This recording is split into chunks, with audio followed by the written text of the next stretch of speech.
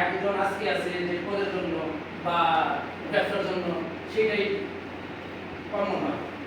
দেশটি থেকে বুঝতে চেয়েছে যে এটাই বুঝতে চেয়েছে যে যারা মাঠে আছে 17 বছর যারা কষ্ট করে গেছে, শুধু সবাই যে ভালো পদে আসবে, সবাই যে ভালো অবস্থানে থাকবে তা না।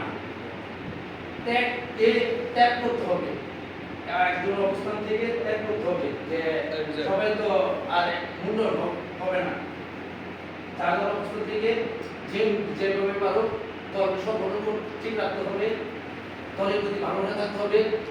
দলে আসার মানে যে আমাকে আজকে পদ দেওয়া বা দলের নেতা পিছিয়ে ছোড়া, আজকে এই নেতা পিছিয়ে কাল ওই নেতা পিছিয়ে নেক্সটে কার পিছিয়ে যাবে, সেটা হলো ঠিক না। ব্যবসার পিছনে দূর করবে, এটা লক্ষ্য হলো জনগণ নিয়ে থাকতে হবে, সবাইকে নিয়ে মিলেমিশে দলকে যে শক্তিশালী করা যায়, মিটিংয়ে সবাইকে উপস্থিতি রেখে কাজ করতে হবে।